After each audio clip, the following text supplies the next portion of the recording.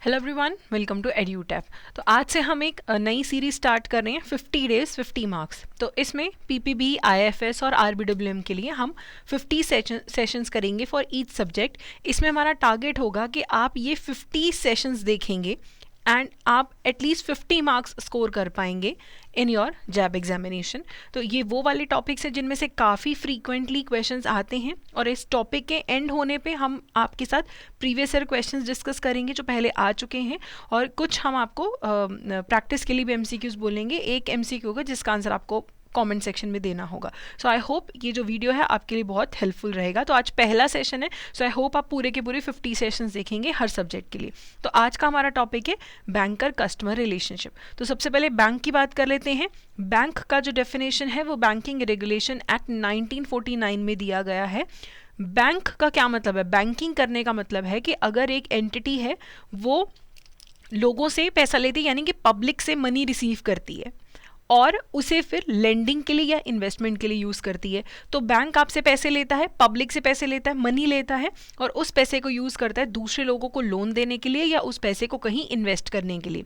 तो आपका अगर पैसा बैंक में जमा है तो एक तो डिमांड पे आप विड्रॉ कर सकते हो, जैसे सेविंग्स अकाउंट है तो आप कभी भी जाके पैसा विड्रॉ कर सकते हो, और आपका करंट अकाउंट है आप कभी भी पैसा विड्रॉ कर सकते हो। और कुछ होते हैं अदरवाइज का क्या मतलब है, जैसे एफडी वगैरह है वो आप सर्टेन पीरियड के लिए करवाते हो, उससे पहले आप विड्रॉ करते हो तो पेनल्टी लगती है। तो आजकल चेक, डिमांड ड्राफ्ट, ऑर्डर, आजकल तो गूगल पे, बहुत सारे तरीके हैं पैसे ट्रांसफ़र करने के। सो जो बैंक्स हैं जिनके पास बैंकिंग लाइसेंस है, जो बैंकिंग रेगुलेशन एक्ट के थ्रू रेगुलेट होते हैं, उन्हें ही हक है कि अपने नाम के पीछे बैंक वर्ड यूज़ कर सकते हैं। कोई भी फर्म, इंडिविजुअल या फिर ग्रुप ऑफ इंडिविजुअल्स अपने नाम के पीछे ऐसे ही बैंक्स, बैंकिंग या बैंकिंग कंपनी वर्ड नहीं यूज़ कर सकता है। तो अगर हम बेसिक फीचर्स की बात करें तो बैंक जो है पैसा लेते हैं, आगे फर्दर लेंडिंग और इन्वेस्टमेंट के लिए यूज़ करते हैं, और डिपॉजिट जो है सिर्फ और सिर्फ पब्लिक से लिया जा सकता है, एंड पैसा ही हो सकता है, मनी की फॉर्म में ही एक्सेप्टेंस होती है, कोई और चीज़ का एक्सेप्टेंस नहीं होता है। एंड पैसा आप कभी भी अपने बैंक से विड्रॉ कर सकते हैं ऑन डिमांड, और अगर एफडी वगैरह है तो एक सर्टेन पीरियड के लिए आप पैसा बैंक के पास रखते हो। तो देखो, अब आप मनी लेंडर्स जो होते हैं, साहूकार, शेट्टीज, उनसे भी पैसा लेते हो, उधार पैसा लेते हो, लोन लेते हो, तो वो बैंक्स क्यों नहीं है? देखो, बैंक्स अपना पैसा नहीं लगाते हैं, बैंक्स इधर से पैसा लेते हैं, उधर लोन देते हैं। पब्लिक का पैसा होता है, अपना पैसा नहीं होता। साहूकार का, मनी लेंडर का अपना पैसा होता है। और जो मनी लेंडर है, ना ही वो बैंकिंग रेगुलेशन एक्ट के अंडर आ रहा है, ना वो कंपनीज एक्ट के अंडर आ रहा है, ना उसके पास आरबीआई का लाइसेंस है। तो बेसिक शर्तें ही पूरी नहीं हो रही हैं, है ना, तो वो फिर बैंक की कैटेगरी में नहीं आएगा। तो अब अगर आप बैंक के फंक्शंस की बात करें तो एक तो बैंक बेसिक फंक्शंस करता है कि डिपॉजिट ले लेता है और लोन्स वगैरह प्रोवाइड करता है। उसके अलावा भी बैंक बहुत सारी सर्विसेज प्रोवाइड करता है, जैसे कि डिस्काउंटिंग ऑफ बिल्स है। अगर आप क्रेडिट पे सामान बेच रहे हैं तो क्रेडिट ट्रांजेक्शन्स में बिल ऑफ एक्सचेंज जनरेट होता है, ठीक है, वो बिल है, आपको पता है इसकी पेमेंट मुझे 2 महीने बाद मिलनी है, लेकिन आपको अभी पेमेंट चाहिए, तो आप बैंक के पास जाके डिस्काउंटिंग चार्जेस काट के बैंक आपको पैसे दे देगा, और जब बिल की पेमेंट आएगी तो आप बैंक को पूरी पेमेंट कर दोगे, तो आपको इमीडिएटली पैसे मिल गए और बैंक ने कुछ डिस्काउंटिंग चार्जेस भी कमा लिए। बाकी बैंक आपकी तरफ से चेक्स और बिल्स भी आपके कलेक्ट कर सकता है। आपको पैसे इधर से उधर करने हैं, भेजने हैं, रिसीव करने हैं, सब चीज़ आप बैंक के थ्रू कर सकते हो। आपको अपने कोई ज़रूरी सामान बैंक के पास रखवाना है, कोई डॉक्यूमेंट्स हैं, ज्वेलरी है, कर सकते हो आप लॉकर की फैसिलिटी ले सकते हो बैंक में, आप फॉरेन एक्सचेंज की ट्रांजैक्शन कर सकते हो बैंक्स के थ्रू, और गवर्नमेंट अपनी बहुत सारी ट्रांजैक्शंस बैंक के थ्रू करती हैं। बैंक्स लेटर ऑफ क्रेडिट जारी करते हैं, बैंक्स गारंटीज जारी करते हैं, तो ये सारी चीज़ें एक बैंक करता है। और कस्टमर कौन है बैंक का? इसमें से भी एक बार क्वेश्चन आ चुका है कि कस्टमर हम किसको बोलेंगे? कोई भी इंसान जिसका बैंक में अकाउंट है या जिसका बिजनेस रिलेशनशिप है विद दी बैंक, जो कोई भी ट्रांजैक्शन करा है, ज़रूरी नहीं है मेरा अकाउंट है तभी मैं बैंक की कस्टमर हूँ, हो सकता है मैंने कोई और सर्विस ली है, कोई मैंने ट्रांजैक्शन करी है, हो सकता है कि मेरा अकाउंट है लेकिन मेरे बिहाफ पे कोई और मेरा अकाउंट ऑपरेट कर रहा है, तो भी मैं बैंक की कस्टमर हूँ, चाहे मैं डायरेक्टली डील नहीं कर रही हूँ। तो माइनर्स जो होते हैं, उनके पेरेंट्स उनकी तरफ से अगर ट्रांजैक्शन कर रहे हैं तो भी माइनर तो बैंक का कस्टमर रहता ही है। और जो भी बेनिफिशरीज ऑफ द ट्रांजेक्शन्स होते हैं, बेनिफिशरीज की जो डेफिनेशन है वो हम आगे जाके देखेंगे, लेकिन जैसे कंपनी का कोई, अगर मेरे पास किसी कंपनी का 30% शेयर है तो मैं उस कंपनी की बेनिफिशरी हूँ, तो अगर कंपनी का बैंक अकाउंट खोलेगा तो मेरा KYC भी होगा क्योंकि मैं बेनिफिशियरी हूँ। ठीक है, तो अब हम आते हैं मेन मुद्दे पे, बैंकर और कस्टमर रिलेशनशिप। कौन कौन से टाइप के रिलेशनशिप हैं जो एक बैंक और एक कस्टमर के बीच में क्रिएट होते हैं? डेटर क्रेडिटर है, pledger pledgee, licensor licensee, bailor bailee, hypothecator hypothecatee, trustee beneficiary, agent principal, advisor client. कैसे और कब ये रिलेशनशिप्स क्रिएट होते हैं इनकी हम बात करते हैं। देखो, जब भी आप बैंक में पैसा जमा करवाते हो उस पैसे पे तो आपका हक है, आपका पैसा बस पड़ा बैंक के पास है, तो एक तरीके से आपने उधार दे रखा है वो बैंक को, तो आप हो जाते हैं क्रेडिटर और बैंक हो जाता है debtor. So when ever you deposit money into the bank, जब भी आप पैसा डिपॉजिट करते हैं एक बैंक में तो आप बन जाते हैं क्रेडिटर और बैंक बन जाता है डेटर।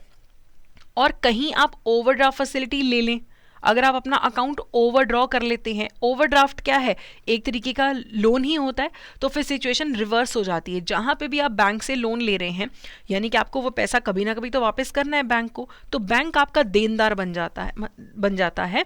तो आप हो जाते हैं डेटर और बैंक हो जाता है क्रेडिटर। ठीक है, तो जब भी आप बैंक से लोन लेते हैं तो आप डेटर है, जब भी आप बैंक में अपने अकाउंट में पैसा जमा करवाते हैं तब आप क्रेडिटर होते हैं। ठीक है, फिर है लाइसेंसर एंड लाइसेंसी का रिलेशनशिप कब क्रिएट हो रहा है? अगर आप बैंक में कोई सेफ्टी डिपॉजिट लॉकर लेते हैं, कोई लॉकर की फैसिलिटी अवेल करते हैं, तो आपने क्या किया, वो लॉकर का जो एरिया है, इतना सा एरिया है जो आपका लॉकर है, आपने एक तरीके से बैंक से लीज पे ले लिया। ठीक है, तो बैंक हो जाता है वहां पे लेसर और आप हो जाते हैं लेसी या फिर लाइसेंसर एंड लाइसेंसी। तो जब भी आप बैंक के पास लॉकर फैसिलिटी लेते हो तो जो रिलेशनशिप क्रिएट हो रहा है वो लाइसेंसर एंड लाइसेंसी का है। सो हमें ये भी याद रखना है कि लाइसेंसर कौन है, लाइसेंसी कौन है। ओके, नेक्स्ट है बेलर एंड बेली का रिलेशनशिप। तो आप यहाँ पे देखिए कि कई बार आप ना कोई ज़रूरी सामान किसी को पकड़ाते हैं, जैसे आपकी गाड़ी है, आपने गाड़ी ठीक कराने के लिए मैकेनिक को दे दी, आपने वो गाड़ी मैकेनिक को दी एक पर्टिकुलर पीरियड के लिए, एक पर्टिकुलर पर्पस के लिए। जैसे वो गाड़ी ठीक होगी वो जो मैकेनिक है वो आपको आपकी गाड़ी वापस कर देगा। तो जब आप किसी स्पेसिफिक पर्पस के लिए किसी को कोई चीज़ देते हैं और वो टेम्परेरी पीरियड के लिए देते हैं, जिसके बाद या तो वो आपको वापस करेगा चीज़ या वो चीज़ को डिस्पोज ऑफ करेगा, तो यहाँ पे कॉन्ट्रैक्ट ऑफ बेलमेंट होता है। तो आपने अपनी गाड़ी दी मैकेनिक को तो आप हैं बेलर और मैकेनिक हो जाता है बेली। सेम वे अगर आप अपने कोई इंपॉर्टेंट डॉक्यूमेंट्स सेफ कीपिंग के लिए संभाल के रखने के लिए बैंक को देते हैं तो आपने सामान रखवाया, आप हो जाते हैं बेलर, कस्टमर हो जाता है बेलर और बैंक हो जाता है बेली। ठीक है, आपने सिर्फ सामान ध्यान से रखने के लिए किसी को देते हैं तो वो बेलर और बेली का रिलेशनशिप क्रिएट होता है। देखो, कई बार आप अपनी ज्वेलरी बैंक को देते हो लेकिन लोन के पर्पस के लिए देते हो। आपकी कोई मूवेबल प्रॉपर्टी है जैसे कि ज्वेलरी मूव कर सकती है इधर से उधर, जब आप अपनी मूवेबल प्रॉपर्टी बैंक को देते हो, बैंक के पोजेशन में वो ज्वेलरी रहेगी, उसके बदले में बैंक आपको लोन देगा। जब आप लोन का पैसा चुका देंगे तो फिर आपको आपकी ज्वेलरी पैसे के जो है मिल जाएगी। तो यहाँ पे जो नेचर ऑफ चार्ज क्रिएट हुआ है उसे प्लेज बोलते हैं। तो यहाँ पे आपने अपनी ज्वेलरी प्लेज करी है तो आप प्लेजर हैं और बैंक जो है वो प्लेजी है। तो ये भी ना एक तरीके का बेलमेंट ही है, आप किसी सर्टेन पर्पस के लिए ज्वेलरी बैंक को दे रहे हैं तो है तो बेलमेंट है, लेकिन बेलमेंट जब लोन के पर्पस के लिए है, आपने लोन लेने के लिए बैंक को अपना सामान दिया है तो प्लेजर एंड प्लेजी का रिलेशनशिप क्रिएट होगा। तो प्लेज तभी होता है, एक तो मूवेबल प्रॉपर्टी होनी चाहिए और पोजेशन बैंक के पास रहनी चाहिए। ओके, दूसरी चीज है हाइपोथिकेशन। ठीक है, हाइपोथिकेटर एंड हाइपोथिकेटी। देखो, यहाँ पे भी आपको गाड़ी लेनी है, आपको बैंक से लोन चाहिए, आपने क्या किया, लोन ले लिया। अब गाड़ी जो है वो आपने बैंक के पास ही गिरवी रखी हुई है जो आपने गाड़ी परचेज करी है, तो ये जो गाड़ी है ये भी मूवेबल प्रॉपर्टी है, इधर से उधर जा सकती है। लेकिन हाइपोथेकेशन के केस में जो पोजेशन है वो लेंडर के पास नहीं रहती, वो बोरोवर के पास रहती है। आपने लोन लिया है, गाड़ी आपके ही पास रहेगी। अगर आप लोन नहीं चुका पाते हैं then the bank will take the possession of the car. तो यहाँ पे जो नेचर ऑफ चार्ज क्रिएटेड है वो हाइपोथिकेशन है। तो लोन मिला है, गाड़ी जो है आपके पोजेशन में रहेगी, लेकिन अगर आप डिफॉल्ट करते हैं तभी बैंक लेके जाएगा। तो यहाँ पे आपने गाड़ी गिरवी रखी है तो आप हाइपोथिकेटर हैं और बैंक जो है वो हाइपोथिकेटी है। ओके, फिर आता है मॉर्टगेज, जब आप अपनी इमूवेबल प्रॉपर्टी जो यहाँ से वहाँ मूव नहीं हो सकती, जैसे कि घर, लैंड, बिल्डिंग है जो मूव नहीं हो सकती है, तो अगर आप अपनी प्रॉपर्टी मूवेबल नहीं है, इमूवेबल प्रॉपर्टी है, उसे गिरवी रखते हो, तो वहाँ पे नेचर ऑफ चार्ज क्रिएटेड होता है मॉर्टगेज, उसके बदले में बैंक आपको जो है लोन देगा। अगर आप कल नहीं लोन चुका पाते हैं तो बैंक फिर फोरक्लोजर करेगा और आपकी प्रॉपर्टी जो है वो सेल कर सकता है, फिर आपकी प्रॉपर्टी अपनी पोजेशन में लेके सेल कर देगा बैंक। तो मॉर्टगेज कहाँ पे होता है? जहाँ पे इमूवेबल प्रॉपर्टी होती है। फिर एक रिलेशनशिप क्रिएट होता है एडवाइजर और क्लाइंट का। अच्छा, तो यहाँ पे मॉर्टगेजर आप हो, मॉर्टगेजी बैंक रहेगा। और एडवाइजर एंड क्लाइंट में क्या है, हो सकता है मुझे किसी एडवाइस की ज़रूरत है कि मैं कहाँ इन्वेस्ट करूँ, कितने साल की एफडी कराऊँ, कौन से टाइप का सर्विस लूँ बैंक से, तो बैंक मुझे फॉर्मली या इनफॉर्मली एडवाइस करेगा। तो बैंक यहाँ पे बन जाएगा एडवाइज़र और मैं बन जाऊँगी क्लाइंट। ओके, फिर होता है इंडेमनीफाइड एंड इंडेमनीफायर। अगर मुझे बैंक से डुप्लीकेट डिमांड ड्राफ्ट इशू करवाना है या एफडीआर डुप्लीकेट इशू करवाना है क्योंकि मुझसे गुम गया, तो मैं बैंक को बोलूँगी डुप्लीकेट मुझे दे दो। बैंक बोलेगा कि हमें क्या पता कि आप सच बोल रहे हो, झूठ बोल रहे हो, कल जिसको ओरिजिनल मिलेगा वो भी हमसे पेमेंट ले जाएगा, आप डुप्लीकेट से भी हमसे पेमेंट ले जाएंगे, हमें तो नुकसान हो जाएगा, हमें तो रिस्क है। तो यहाँ पे मैं बैंक को बोलूँगी कि देखो कि आप मुझे डुप्लीकेट डिमांड ड्राफ्ट दे दो, और अगर कल बाई चांस कोई दिक्कत आती है, कोई रिस्क होता है, कोई भी लॉस होता है, तो लॉस की भरपाई मैं करूँगी, आपको लॉस नहीं होने दूंगी। तो हम क्या साइन करेंगे, मैं और बैंक आपस में इंडेमनिटी बॉन्ड साइन करेंगे। तो मैंने जिम्मेदारी ली है कि मैं बैंक का लॉस नहीं होने दूंगी, तो मैं हूँ इंडेमनीफायर, और बैंक को लॉस से बचाया जा रहा है, तो बैंक है इंडेमनीफाइड। मैं हूँ इंडेमनीफायर और बैंक हो जाएगा इंडेमनीफाइड। ठीक है। फिर है ट्रस्टी एंड बेनिफिशियरी का रिलेशनशिप।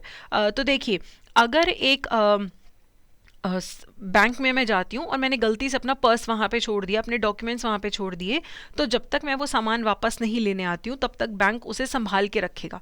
तो यहाँ पे मेरे लिए वो चीज़ करेगा बैंक मेरे बेनिफिट के लिए, तो मैं बेनिफिशरी हूँ और बैंक ट्रस्टी है, बैंक संभाल के रखेगा उस चीज़ को। ठीक है। इसी तरीके से जो डिमांड ड्राफ्ट का पेई होता है, डिमांड ड्राफ्ट का पेई जब अपना जो डिमांड ड्राफ्ट है वो बैंक को देगा, तो यहाँ पे भी जो पेई है वो बेनिफिशियरी होगा और जो बैंक है वो ट्रस्टी हो जाएगा। ठीक है। ट्रस्टी का क्या मतलब होता है, जैसे मेरी कोई प्रॉपर्टी है बहुत सारी, एंड मुझे लगता है कि मैं तो ज़्यादा दिन जीने वाली हूँ, एंड मुझे अपनी बहन को प्रॉपर्टी अपनी दे के जानी है, लेकिन मेरी बहन अभी सिर्फ 16 ईयर्स ओल्ड है। तो अब मुझे क्या करना चाहिए, वो तो नहीं संभाल पाएगी, वो तो बालिग नहीं है, तो मैं एक ट्रस्ट क्रिएट कर दूंगी अपनी प्रॉपर्टी से और एक ट्रस्टी को असाइन कर दूंगी कि जब तक ये 21 साल की नहीं हो जाती मेरी बहन, तब तक आपको ये प्रॉपर्टी जो है ये संभालनी है। तो मेरी बहन बेनिफिशियरी है और जो ट्रस्टी है वो क्या करेगा, तब तक प्रॉपर्टी को संभाल के रखेगा जब तक वो बालिग नहीं हो जाती, 21 साल की नहीं हो जाती है। ठीक है। तो ट्रस्टी एंड बेनिफिशियरी आपके बेनिफिट के लिए कुछ कर रहा है कोई और आप बेनिफिशियरी हो। ओके। फिर है बैंकर एज एन एजेंट। तो एजेंट क्या होता है, जो प्रिंसिपल के बिहाफ पे काम करता है। अगर मैं बैंक को बोल दूं कि आप मेरे जो है रिचार्ज करवा दिया करो हर 1 तारीख को मेरा मोबाइल का, जब मेरा इंश्योरेंस प्रीमियम आए इंश्योरेंस प्रीमियम पे कर दो, और आप मेरे चेक्स कलेक्ट कर दिया करो, आप मेरी तरफ से मेरी SIP जो है वो भर दिया करो 1 तारीख को। तो यहाँ पे बैंक वो सारे एक्ट्स कर रहा है जो मुझे करने चाहिए, मेरे बिहाफ पे कर रहा है। तो बैंक मेरा एजेंट है और मैं प्रिंसिपल हूँ, तो प्रिंसिपल एजेंट का रिलेशनशिप भी क्रिएट होता है। अब ये जो आपके सामने टेबल है, इट इज़ एक्सट्रीमली इंपॉर्टेंट। इसमें से आपको एक दो क्वेश्चन हर साल आ जाते हैं। तो यहाँ पे आपको एक पॉइंट याद रखना है, ट्रस्टी डबली, पॉनी डबली, मॉर्टगेजी डबली, हाइपोथिकेटी डबली, ये ट्रस्टी डबली। तो जहाँ पे भी डबल ई है वो बैंक होता है, और जहाँ पे OR है बेलर, पॉनर, मॉर्टगेजर, हाइपोथिकेटर, OR है जहाँ पे वो ज़्यादातर कस्टमर होता है। इसमें एक अपवाद है, एक एक्सेप्शन है, जहाँ पे सेफ्टी डिपॉजिट लॉकर में लेसी डबल ई वाला कस्टमर है और OR वाला बैंक है। नॉर्मली क्या होता है, डबल ई वाला बैंक होता है और OR वाला कस्टमर होता है, लेकिन लेसर लेसी में OR वाला बैंक है और डबल ई वाला कस्टमर है। तो ये आपको ध्यान रखना है, ये टेबल आपको बहुत अच्छे से करना है, इसी में से आपको क्वेश्चन आ जाता है। तो पहले आपको क्या क्वेश्चन पूछे जा चुके हैं उसकी हम बात करते हैं। Demand draft from ABC bank requested by A is given to B। तो डिमांड ड्राफ्ट ABC बैंक से लिया A ने, और उसने बी को दे दिया, बी बाद में जाता है बैंक में डिमांड ड्राफ्ट के साथ payable to his account, what is the relationship created between B and the bank? तो क्या रिलेशनशिप क्रिएट होता है? तो बी कौन है? पेई है। मैंने आपको क्या बोला था, जो डिमांड ड्राफ्ट का पेई होगा और जो बैंक होगा, पेई कौन होता है? जिसको पेमेंट मिलनी होती है। बनवाया ए ने लेकिन उसने बी को दे दिया कि भाई ये ले पेमेंट का सेटलमेंट हो गया। अब बी जब बैंक के पास जाता है कि मेरे अकाउंट में पैसे डाल दो, तो यहाँ पे जो रिलेशनशिप क्रिएट होगा बेनिफिशियरी और ट्रस्टी का होगा। तो जो कस्टमर है पेई है वो होगा बेनिफिशियरी और जो बैंक है वो ट्रस्टी होगा। तो सी यहाँ पे करेक्ट ऑप्शन है। तो ये आपको प्रीवियस ईयर अभी जो अक्टूबर हुआ था तब ये क्वेश्चन आया था। Next is demand draft from ABC Bank requested by A is created in favor of HR College. What is the relationship between A and ABC Bank? Demand draft मैं गई बैंक के पास, मान लो मेरा नाम A है, मैं ABC बैंक के पास गई कि आप ना एक डिमांड ड्राफ्ट बनाओ HR कॉलेज के फेवर में, मुझे उनको फीस पे करनी है डिमांड ड्राफ्ट के थ्रू। तो यहाँ पे मेरे में और जो ABC बैंक है उनके बीच में क्या रिलेशनशिप क्रिएट हुआ है? तो ये बहुत सिंपल है, क्रेडिटर एंड डेटर का रिलेशनशिप क्रिएट हुआ है। ठीक है, क्रेडिटर एंड डेटर का जो रिलेशनशिप है, मैंने बैंक को पैसे दिए, उसके बदले में उन्होंने मुझे डिमांड ड्राफ्ट बना के दे दिया, तो क्रेडिटर और डेटर का रिलेशनशिप यहाँ पे क्रिएट हो गया। और ये सेम चीज़ आपको अपने यहाँ पे टेबल में देखने को मिलेंगी, इशू ऑफ डिमांड ड्राफ्ट, यहाँ पे डेटर क्रेडिटर का रिलेशनशिप है, और पेई एंड ड्राफ्ट में ट्रस्टी एंड बेनिफिशियरी का पेई जो होता है और बैंक के बीच में ट्रस्टी बेनिफिशियरी का रिलेशनशिप होता है। अगला क्वेश्चन है, विच of the following statement correctly defines banking? तो बैंकिंग हमने डिस्कस किया, जहां पे बैंक पैसे एक्सेप्ट करता है और उस पैसे को लेंडिंग और इन्वेस्टमेंट के लिए यूज करता है। ठीक है, तो यहाँ पे ये स्टेटमेंट गलत है क्योंकि मेंबर्स वर्ड लिखा है। डिपॉजिट आप सिर्फ मेंबर से नहीं लेता, पब्लिक से पैसा एक्सेप्ट करता है बैंक। तो ए जो है यहाँ पे करेक्ट आंसर होगा। क्यों? क्योंकि बैंकिंग का मतलब होता है कि पैसे आप पब्लिक से एक्सेप्ट करते हो लेंडिंग और इन्वेस्टमेंट के पर्पसेस के लिए, और वो पैसा आप कभी भी बैंक से जाके डिमांड कर सकते हो। एफडी वगैरह है तो थोड़े टाइम बाद आप डिमांड कर सकते हो। ये इसमें गलत क्या है, इसने बोला कि सिर्फ मेंबर से पैसा कलेक्ट करते हैं, नहीं, पब्लिक से पैसा लेते हैं। और सी क्यों गलत है? उन्होंने बोला money is only repayable on demand, जरूरी नहीं कि जब मांगो मिल जाएगा, एफडी वगैरह में पेनल्टी भी लगती है। तो ए जो है यहाँ पे करेक्ट आंसर है। अगला है, in which of the following situations the bank will act as a trustee? इनमें से कौन सा सिचुएशन है जहां पे बैंक ट्रस्टी के तौर पे काम करेगा? देखो, अगर एक कस्टमर बैंक में आया अपनी पासबुक अपडेट करवाने और गलती से उसका बैग जिसमें ज्वेलरी थी बैंक के पास छूट गया, तो जब तक मैं ज्वेलरी, जो कस्टमर है अपनी ज्वेलरी लेने नहीं जाएगा, सामान लेने नहीं जाएगा, तब तक बैंक उसे संभाल के रखेगा। तो यहाँ पे भी बेनिफिशियरी ट्रस्टी का रिलेशनशिप जो है क्रिएट हो जाएगा। बैंक जो होगा वो ट्रस्टी होगा और जो कस्टमर है वो बेनिफिशियरी होगा। आखिरी क्वेश्चन का आंसर आप मुझे कॉमेंट सेक्शन में देंगे। पहले 4 PYQ थे और ये सेपरेट क्वेश्चन है। When a customer avails a locker facility in a bank, what is the legal relationship created between the bank and the customer? ठीक है, तो अगर आप लॉकर फैसिलिटी लेते हैं तो आपके और बैंक में क्या रिलेशनशिप बनता है? Trustee beneficiary, bailee bailor, lessor lessee, agent and principal. तो इसका आंसर आप मुझे ज़रूर कमेंट सेक्शन में बताइएगा। ठीक है, तो ये हमारा आज का सेशन था। तो before leaving I would like to tell you कि हमारा जो जैब के लिए क्रैश कोर्स है वो स्टार्ट हो चुका है। ठीक है, 8th को तो ओरिएंटेशन क्लास थी, आपने मिस भी कर दी तो कोई इशू नहीं है। 9th को हमारी क्लासेस शुरू हो चुकी हैं। तो अभी जब आप वीडियो ये देख रहे हैं तो अभी 3 ही लेक्चर हुए होंगे, 2 RBWM के, 4-5 लेक्चर हुए होंगे, तो वो आप रिकॉर्डेड भी देख सकते हैं। तो अभी भी आप एनरोल कर सकते हैं। अगर आप लेट करेंगे तो बहुत सारी लाइव क्लासेस आपकी मिस हो जाएंगी।